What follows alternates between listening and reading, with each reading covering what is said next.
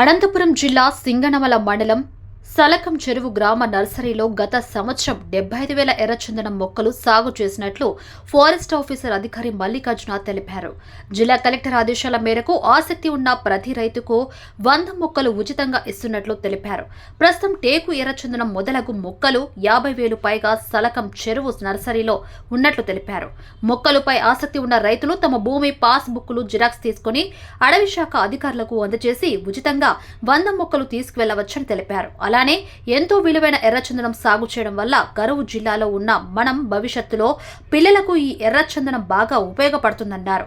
ఈ సంవత్సరం దాదాపుగా 2,50,000 మొక్కలు ఎర్రచందనం టేకు వేప నల్ల నేరేడు లాంటి మొక్కలను పంపిణీ చేసినట్లు ఫారెస్ట్ అధికారి మల్లికార్జున తెలిపారు. ప్రతి ఒక్కరూ చెట్టును నాటి వాటిని కాపాడాలన్నారు. ఈ ఎర్రచందనం మొక్కల గురించి సలకం చెరువు నర్సరీ నందు 75,000 ఎర్రచందనం మొక్కలు లాస్ట్ ఇయర్ పెంచడం జరిగింది. కలెక్టర్ ఆదేశాల మేరకు జిల్లా వ్యాప్తంగా ప్రతి రైతుకు 100 మొక్కలు ఫ్రీగా డిస్ట్రిబ్యూట్ చేయమని కలెక్టర్ గారి ఆదేశాలతో మేము ప్రతి వచ్చిన రైతుకల్లా ఎవరైతే ఇంట్రెస్టెడ్ నాటుకుంటామంటారో ఆ రైతులకల్లా డిస్ట్రిబ్యూట్ చేయడం జరిగింది. అది ఆర్డిటి వాళ్ళ తరఫున మేము మా డిఎఫ్ఓ గారి ఆదేశాలతో ఈ టేకు ఇప్పుడు ప్రజెంట్ టేకు ఎర్రచందనము ఇంకా 50,000 మొక్కలు అక్కడ ఉన్నవి. ఎవరైనా రైతులు కావాల్సింటే వచ్చి వాళ్ళు ఫ్రీగా పాస్బుక్ జిరాక్స్ ఒకటి మాకు అందజేసి ఫ్రీగా తీసుకోవాలని మేము రైతులకు తెలియజేస్తున్నాం. జిల్లాలో సోషల్ ఫారెస్ట్రీ తరఫున ఉగ్రసముద్ర సెక్షన్లో 4 నర్సరీలు, అనంతపూర్ సెక్షన్లో 5 నర్సరీలు ఉన్నాయి. ప్రతి నర్సరీలోనూ ఇదే దీని ప్రకారమే డిస్ట్రిబ్యూట్ చేయడం జరుగుతూ ఉంది. మా గార్లదిన్న మండలము, విడపనకల్లు, పెన్నోబులము, అనంతపురము, ఆర్కిడ్ నర్సరీ, గార్లదిన్న మండలము, గార్లదిన్న నర్సరీ అంటే ఎవరికి ఎక్కడ అందుబాటులో ఉంటారో ఆ గ్రామాల వాళ్ళు వచ్చి రైతులు పాస్బుక్ తీసుకొని జిరాక్స్ తీసుకొచ్చి మాకు 100 మొక్కలు ఫ్రీగా తీసుకొని పోవచ్చు.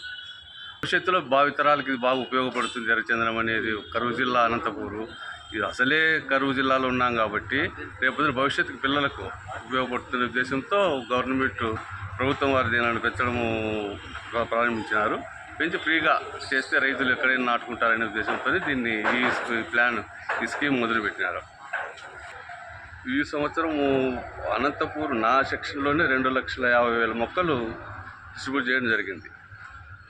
ఎర్రచందనము ప్లస్ మిగతా మొక్కలు ఎర్రచందనము, టేకు, వేప, చింత, ఉసిరి, ఎవరికి ఇంట్రెస్ట్ ఉంటే రైతులకు ఏ మొక్కలు కావాలనుకుంటారో ఆ మొక్కలు ఇష్టంగా డీడీ కట్టి చెప్పమన్నారు. డీడీ కూడా రైతులు కట్టలేని పరిస్థితిలో ఉన్నప్పుడు ఫ్రీగా ఇవ్వమని కలెక్టర్ గారి ఆదేశాలు.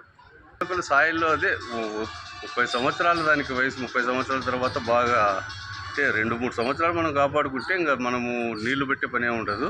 ఆటోమేటిక్గా మాయిచర్ భూమిలో ఉండే తేమతోనే ఇది కావాలా. దాని లోపల సేగ వస్తేనే దానికి విలువ.